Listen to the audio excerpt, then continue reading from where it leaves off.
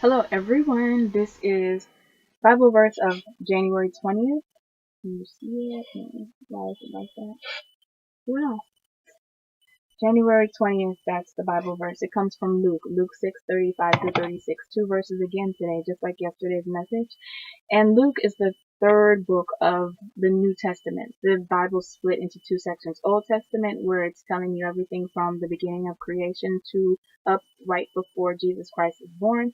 And then the New Testament, it tells the story of Jesus Christ's birth all the way to Revelations, the book of Revelations, where it's just a prediction of what's to come and when the world will, what's going to happen at the end of the world or judgment day and all that other stuff. So this is the third book in the New Testament. And the first four books in the New Testament tell a story about how Jesus walked on this earth from different perspectives. Four different people telling four different stories, but their stories match up. And that's what validates Christ's walk on the earth. So let me check it out. And Luke 6:35 through 36. I'm going to read the whole thing, pull something out that can apply to our life. Then I'm going to get to the specific verse of the day. Um, Luke 6:35 through 36. And the section is called, drum roll please, love your enemies. That's a good topic for any of us because a lot of us are haters these days and a lot of people hate on others just to hate, just because they don't like them for some reason, shape, or form. But I'll get right to it. Love your enemies. But I say to you people who are listening to me, love your enemies. Do good to those who hate you. Ask God to bless the people who ask for bad things to happen to you. Pray for the people who are mean to you. If someone hits you on the side of your face, let them hit the other side too. If someone takes your coat, don't stop them from taking your shirt too. Give to everyone who asks you for something. When someone takes something that is yours, don't ask for it back. Do for others what you want them to do for you. If you love only those who love you, should you get any special praise for doing that? No, even sinners love those who love them. If you do good only to those who do good to you, should you get any special praise for doing that? No, even sinners do that. If you lend things to people, always expecting to get something back, should you get any special praise for that? No, even sinners lend to other sinners so that they can get back to the same amount or the same amount. I'm telling you to love your enemies and do good to them. Lend to people without expecting to get anything back. If you do this, you will have a great reward. You will be children of the Most High God. Yes, because God is good even to the people who are full of sin and not thankful. Give love and mercy the same as your Father gives love and mercy. So I think I had read from that same verse a few days ago. Let me scroll real quick to find out where exactly that was, so I can save much of this talk and just reference you back to, yes, January the 10th. I read that same section on January 10th, except on that day, the verses of the day, or the verse of the day was Luke 6:38. Today's verse is Luke 6:35 through 36, so the verse is right before that one. So what I'll do is reference you back to January 10th's message, but I will specifically, let's see, well, no, because on that day I read a whole different subject. It it talked about the same thing, but it was in a different section. That section was called "Be Careful About Criticizing Others." This section is called "Love Your Enemies." So it's two different sections. So I'll go ahead and talk about everything in this. Okay, how does it start off? It starts off saying, "Love your enemies," and people are like, "What? I'm not gonna like somebody hating on me. I mean, how could I?" They're pumping out all this hate, and they expect me to give them love back. But love is like, if someone has, of course, we know heat is like, hate is like heat. They even use the same letters in the word. Hate is heat. When somebody's pumping all that heat out to you, whether verbally or secretively or under, on the low or whatever, when somebody's pumping out hate like that, it's just fuming the fire. I mean, it's just burning you up inside, especially when the hate's directed to you. You're getting flamed inside. You're getting upset. You're heated. And the only thing to cool that heat, you have two choices whenever you get upset inside of yourself, upset at somebody else. You have two choices. Either you're going to react to it and do something to that person, say something to that person, or just try to harm them the way that they try to harm you. Or you could just ignore it. stand on God's word and say, I know who I am in God. This person obviously doesn't know me at all, so, because that's why they're talking like they are right now. God didn't say any of these words to me. Like if somebody calls you an insult, God didn't say that about you in the Bible. God says that you're, says all the wonderful things about you. You're beautiful. You're created in His image. I mean, God would never tear Himself down, so He's never going to tear you down because you're just that beautiful to Him. So if someone's out there, you just got to realize that's just tactics of evil trying to get me flamed up, fired up, heated up so I can throw flames back. But don't be a flamethrower. Instead, be a love thrower. What you do is just take that, let it go in one ear and out the other. Let them go ahead and hate all day if they want to. Know who you are in God. And if you want to go above and beyond, that's a good thing just to stand there and say, I'm not going to retaliate. I'm just going to let it go through one ear and out the other. But in God's eye, if you want to go above and beyond, instead start doing good for that person. Start giving to that person. And you know what? That love that you are actually acting on to give to that hater, it's going to turn that. They'll have no choice but to appreciate you or say, hey, thinking themselves, why am I doing all these negative things to this person when all they're trying to do is give me good back? It's going to build such a guilt inside themselves that they won't even be able to stand themselves if they still try to continue to hate you. They have no choice but to love you back, because when you give, that is love. That's a symbol of love. So you're giving to that person, whether it be compliments, actual gifts, maybe a word of blessing to their lives, whatever. If you can go above and beyond and give that back, you'll eventually put an end to that hating. It's many people in this world who started out hating someone, and then at the end, they ended up being best friends because someone acted in love in that situation instead of going every single day just combating hate upon hate upon hate upon hate, and taking turns, almost like you see in the social media right now. 50 Cent, if you're familiar with rap artists, and Meek Mill. I mean, every day you see a new post. I mean, something, they're throwing shade at each other. I mean, they're just constantly talking about one another, back and forth, and it's not getting anywhere. I don't repost that stuff because I don't like it, but because I don't like, to see people going at it like that.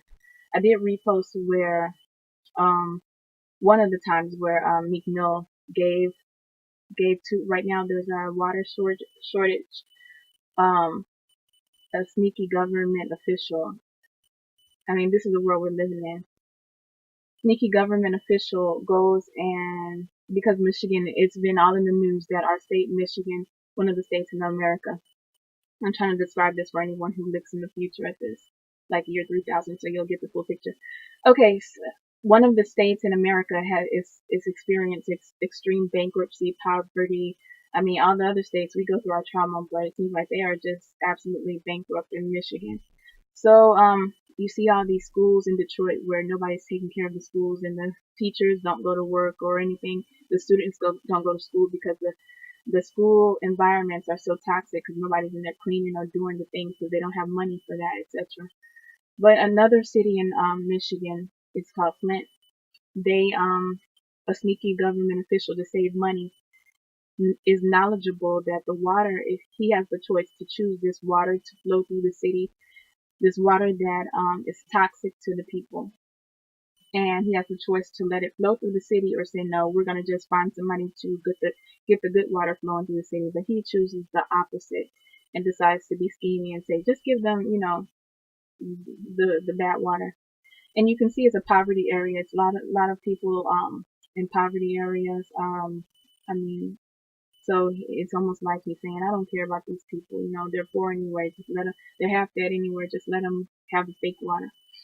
So this water turns out to be proven to give people brain damage and all the other stuff, and have physical effects on the human body.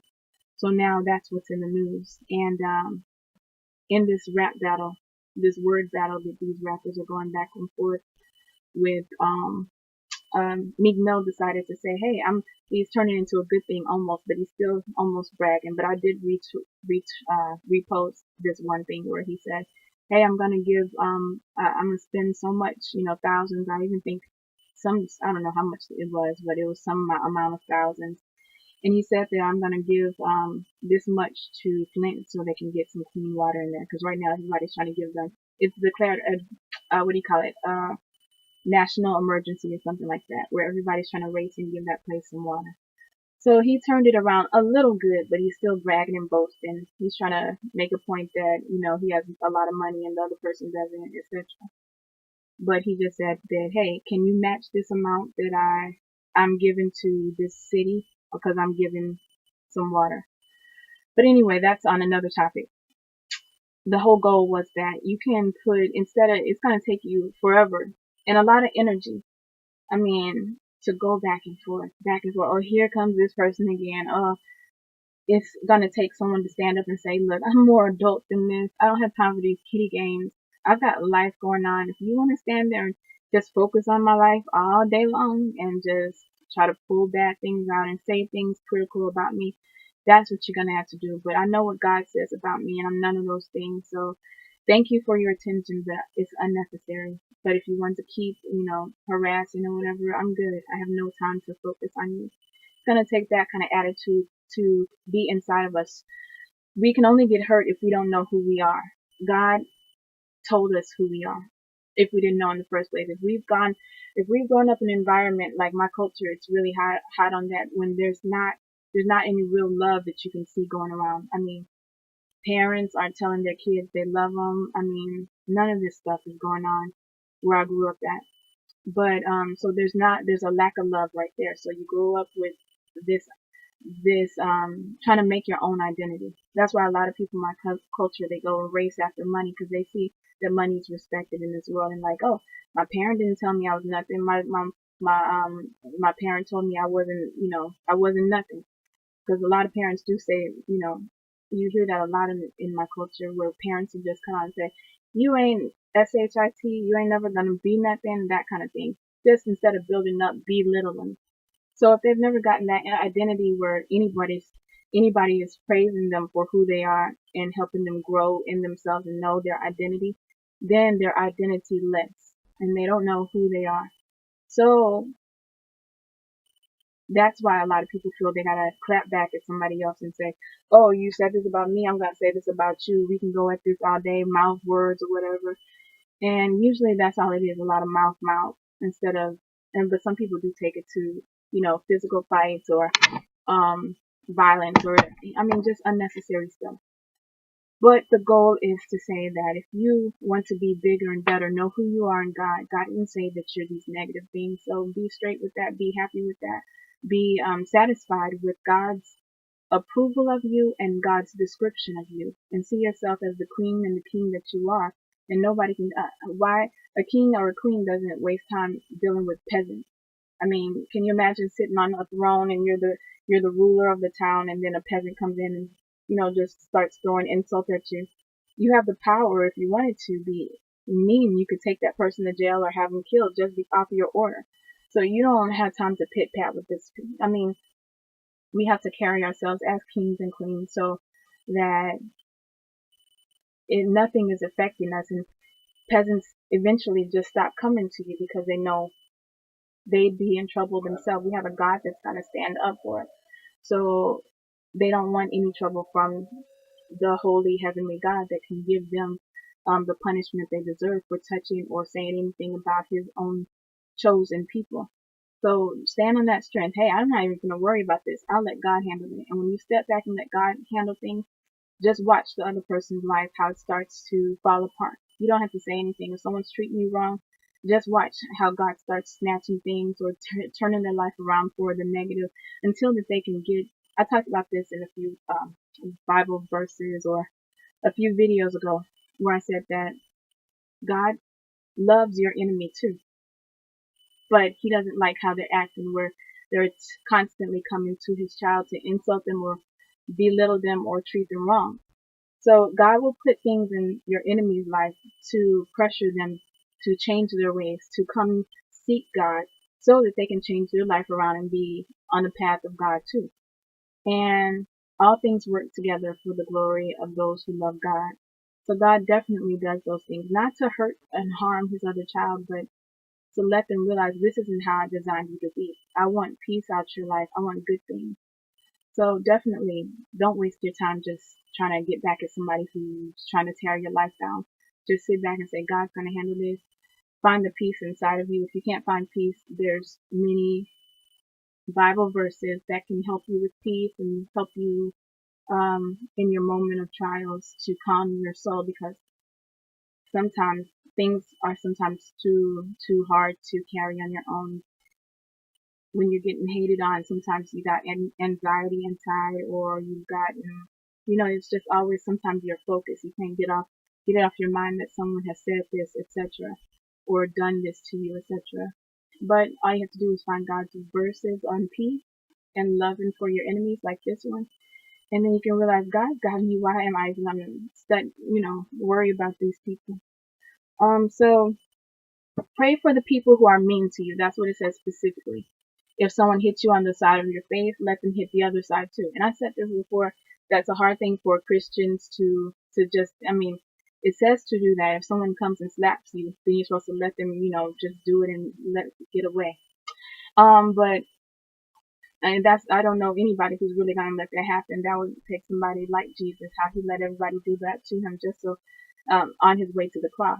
But a lot of us don't have that power. Usually if you resort to touching someone physically, then that's usually going to be where you snap into defense mode. I actually said this, when was it? Yesterday, I think.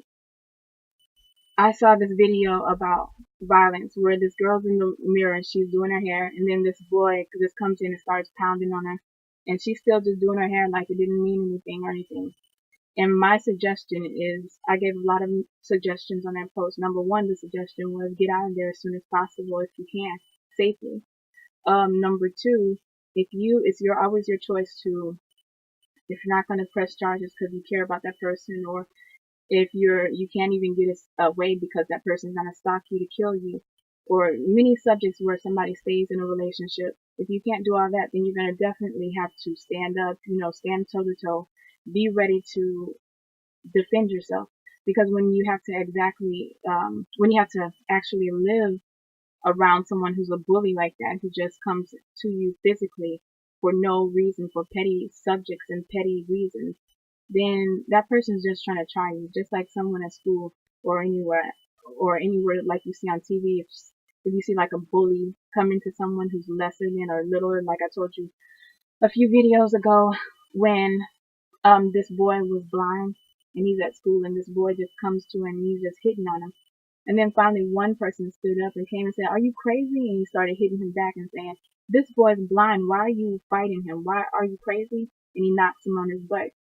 That's the kind of fire sometimes you have to, when you have no other option, sometimes you have to defend yourself. If you're in the situation where somebody's just attacking you physically, words are nothing. Words are important and they're hurtful, but like I just explained, God can just give it over to God. But when it comes to the level of someone's physically harassing you, if you must be around that person and they're throwing blows first, then definitely you have to be in some kind of defense mode. And I suggested not trying to antagonize, what's the word? Not trying to create a problem, not trying to prolong a problem, but in the moment that you're getting touched physically, defending yourself. When I went to criminal justice, when I got my school, in one of my courses, they were it's a term called fighting words. Everybody knows this probably, but it's a term in there called fighting words, where someone can, it's not really it's not your fault really, because if someone comes to you and just is provoking you to fight or whatever, if some harm comes from that, then it's almost justified because they're approaching you with this fighting words type of attitude. So you have to always protect yourself, always. I was watching on Christian channel. Oh, what's this man's name? Perry Stone. I like his programs because he always brings you a different perception of the Bible. And Perry Stone, he was talking about this specific verse too, and he's like, now that's not where it tells you turn your cheek on the side. If someone hits you on the side of your face, let them hit the other side too. He's saying that that's talking outside of something like where you need to defend yourself. I just saw this yesterday or the day before, I think. So that's good. I'm talking about this.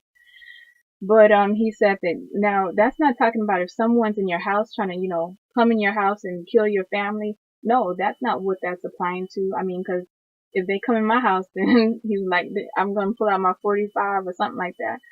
I don't know, but he was just saying that he's agreeing with what I'm saying too. That this isn't just let walk around and let somebody just smack you and you're just everybody's trash where they can walk over. No, you have to sometimes defend yourself because there's evil creeping around and you would be surprised where that evil decides to pull up. It might be someone that you wouldn't believe would do something evil to you, or someone who claims to love you. Just like I said, the girl, it looked like that was her boyfriend in the video. She's just standing there doing her hair, and he just comes and starts punching on her, and she just stands there, doesn't try to defend herself or anything, just stands there like it's okay, like it's normal. No, you have two choices. Either you're gonna, if you can't escape, or if you don't want to escape, then you're gonna definitely have to put your foot down and show that person that, look, I don't care. You're not gonna disrespect me today. We can go blow for blow if you want to, but I'm gonna defend myself. I'm not just gonna let you walk in here and just start pounding on me like you lost your mind.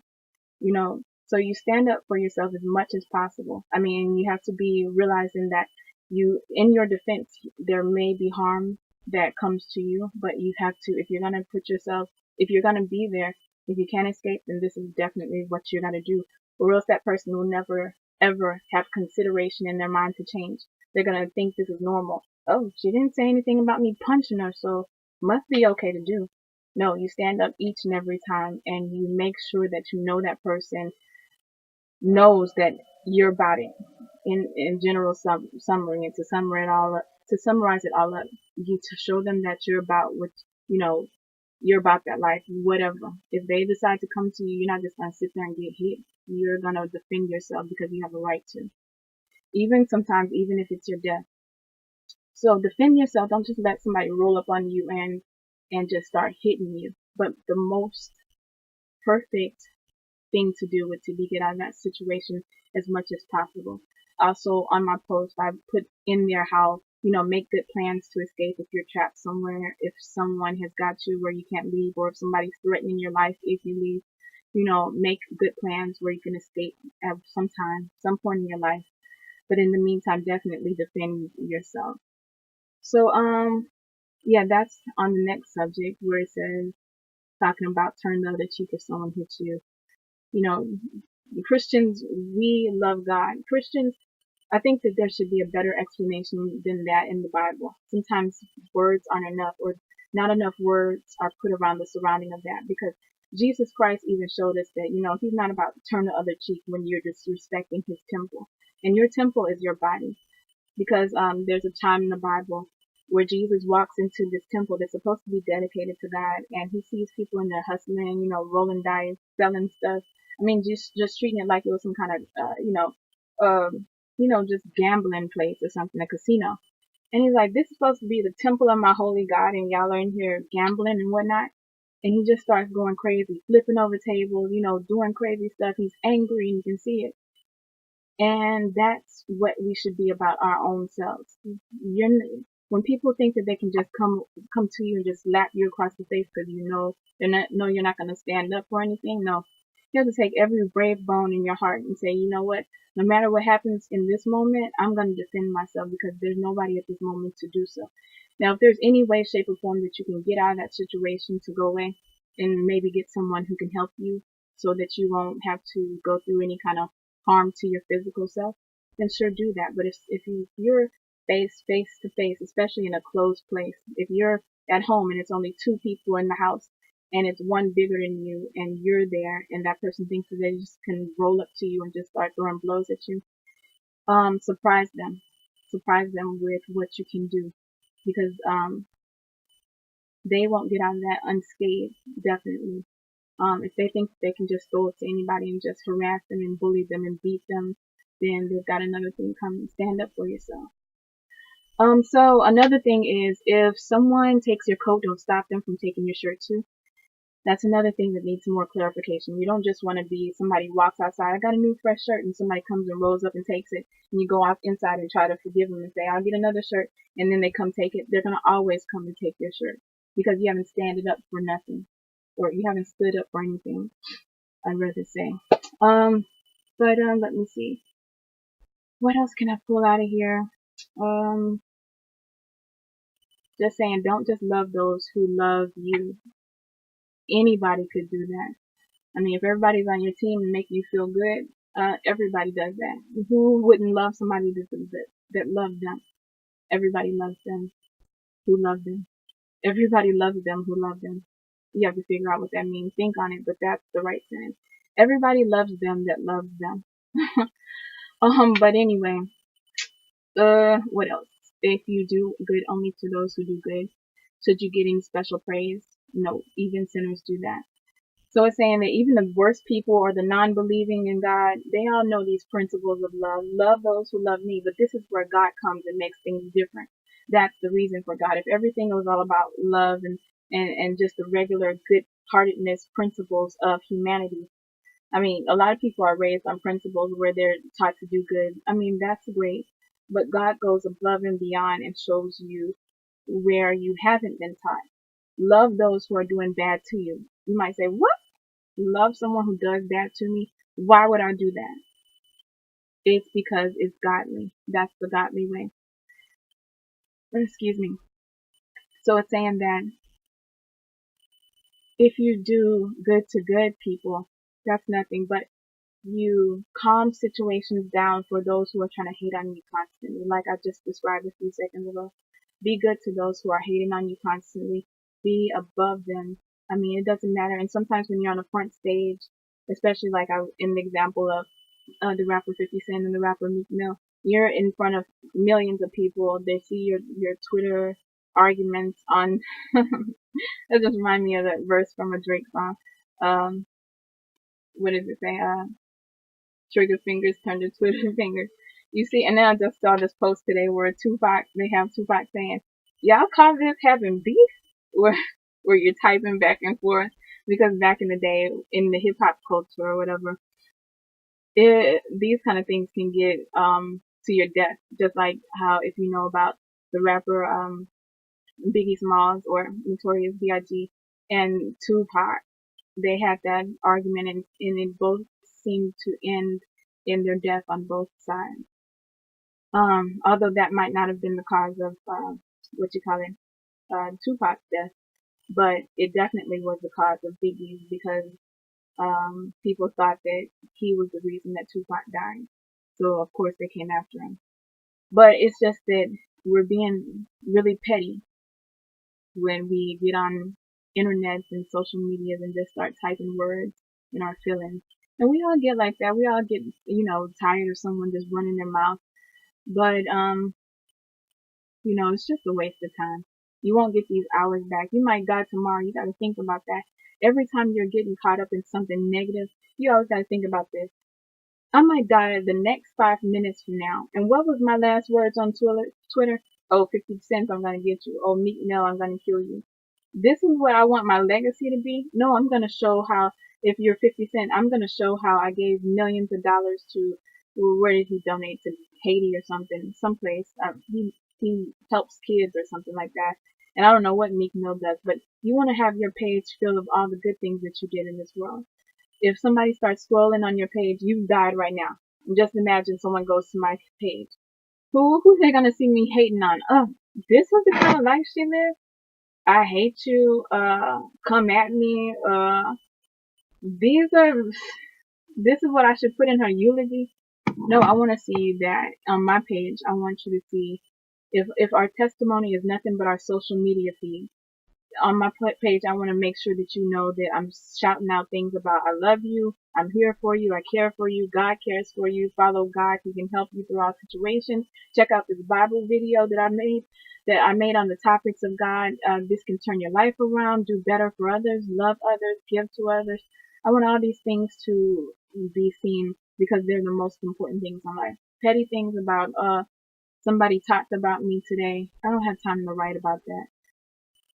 And you don't either. So, just love those. And the best thing you can do as soon as it's to address it, because hate likes to fester. That's what evil's working on. Evil has found this person to come and to touch your nerves. And evil knows the right things to say and the right things to do just so you can get your attention on that thing. Um, and once it's got your attention, then it goes wild. It starts throwing out all these things, and you gotta address each and everything. Or, oh, I gotta get this person back because they just said this, and oh my gosh, they just said this. When all you can do from the jump, you can just ignore it. It's best to shut down any bad thought from the beginning, whether it be for retaliation for somebody hating on you, whether it be a sexual thought where you know you shouldn't go sleep with somebody, any kind of sin. I mean, just go ahead and cut it off from the beginning, because once you agree to it, it's almost like signing a contract. It's presented in front of you. Here's a sexy hooker. Do you want to take her or not? You should say no from right there. But if you start considering the thoughts, well, maybe I could, maybe my wife goes to work around 12 o'clock, so maybe if while she's at work, I can use, when you start figuring it out and trying to think how to get back, or if somebody throws something in your time feed that says, oh, F you, I never liked you in the first place.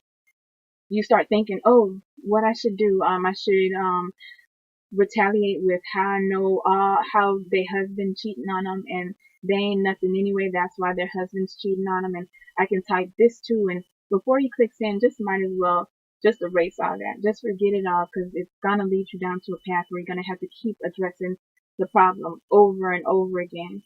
And you don't have time for that. It destroys your peace.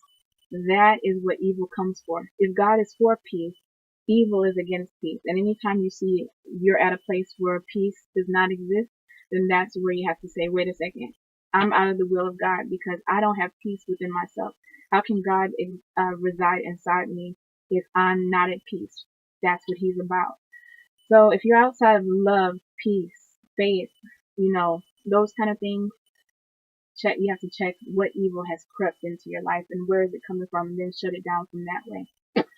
So, let me just get to the specific verses, which was Luke 6:35 through 36. And it says, I'm telling you to love your enemies and do good to them. Lend to people without expecting to get anything back. If you do this, you will have a great reward. You will be children of the Most High God.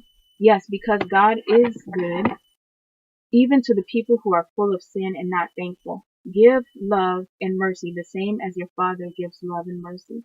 So that's what it's calling for you to have. Love for your enemies, love for those who are loved by you, who love you, and have mercy for people too. Everybody's not perfect, and you don't know if somebody's popping off in their anger and hate to you. You don't know what set them off. Somebody might have hated them. I mean, evil likes to leave a trail, of this kind of thing. So if you look into that person's life, somebody probably just hated on them or made them upset. And if you look at that person who made them upset, like somebody made them upset. So now this anger is just having a domino effect on everybody. And you have a choice to cut it off right then, or you can keep it continue and let it go to somebody else. Because while you throw that hate back to that person, you're hurting somebody who loves them, and they have to hop in and try to defend that person that you're throwing shade back at or insults back at, and they have to come in defend. Now it's more people involved, and it's this whole big circle of anger and problems when you have to realize that you were created in God's image. But not only you, the person that hates you or the person that you're having a problem with too, you are all created in God's image. And if you can't love the person who's right next to you, like the Bible says, then how in the world can you say you love God? You can't. So just, if you caught yourself in the middle of an argument or a problem, just say, you know what, I'm done with this. I have no problem with you. I have better things to do. I'm going to walk out of this argument in love, and that's it. If you want to still waste your life, feel free to go years. I don't have time for this. Feel free to go years. Make your whole timeline have posts about me and insults and whatever. I don't care. I know who I am. Does it make any difference if you tell me I'm otherwise? No, God has already told me who I am. I'm beautiful. He wouldn't have created me if he didn't think so. So I don't need your opinion, but thanks anyway. And just, unfollow them, unfriend them, stop looking at their page to see what they're saying about you. Just let it keep on going off, and you just drop it yourself. People are going to wonder what happened to that boy. They're going to wonder, where'd they go? I was sitting here front and seat. This was a great tennis match. What happened where this person is no longer replying? I'm thirsty to hear what they have to say. Don't you hear what this person is saying about you? Instigating.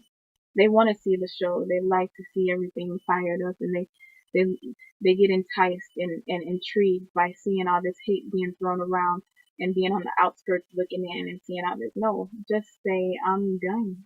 If you think you won, great, take the win. I don't really care. This is petty kindergarten type of thing. I mean, I don't have time for it.